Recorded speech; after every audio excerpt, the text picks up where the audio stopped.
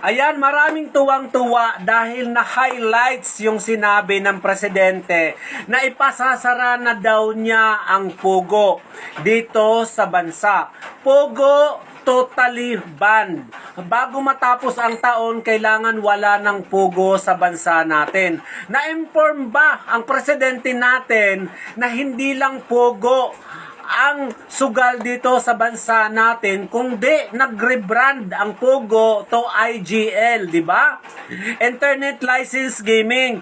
Bakit hindi niya naipasara? Bakit hindi niya nabanggit na dapat ipasara din ang IGL? Bakit yung Pogo lang? Dahil ang Pogo ba ay sinimulang illegalize ni Duterte?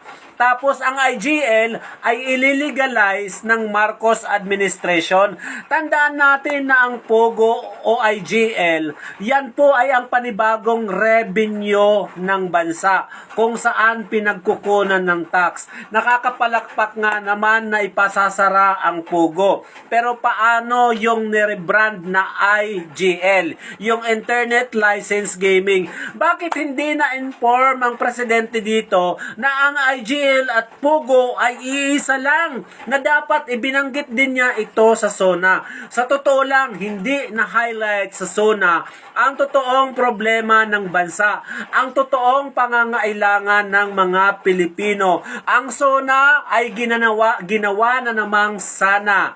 Pangako na naman, walang matibay o walang konkretong plano ang presidente kung paano.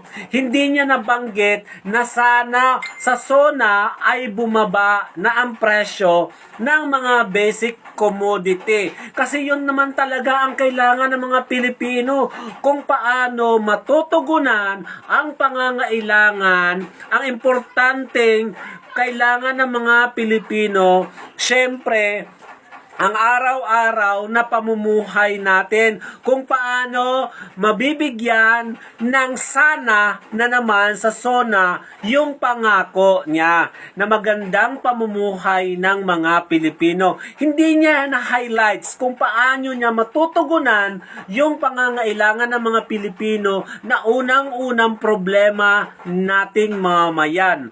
'Di ba? Ang bumaba ang mga basic commodity natin, lalong-lalo na sa pangunahing pangangailangan natin na kung saan ginawa niyang pangarap noon na sana bumaba ang presyo ng bigas sa 20 pesos. Na hanggang ngayon, yung sana niya ay lalong nagdodoble-doble. Yung sana niya na gumanda ang pamumuhay ng mga Pilipino ay nagiging worst lang.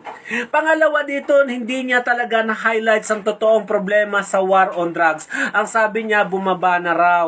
Maganda raw ang laban niya sa war on drugs. Pero bakit ganun? Hindi naman yun ang totoong sitwasyon talaga. Diba? Rampan pa rin. Hindi rin niya na-highlight ang totoong problema, lalong-lalo na sa kriminalidad. At lalong-lalo na ang problema sa bansa natin, ang number one sa lahat na nagpapabagal ng ekonomiya natin, ang trapiko, na sana ay nasolusyonan na ito. Pero hanggang ngayon, ang sana niya sa SONA ay walang eksaktong detalye kung ano ang magiging solusyon dito. Ang SONA niya ay ginawa na namang sana. Puro pangako na lang.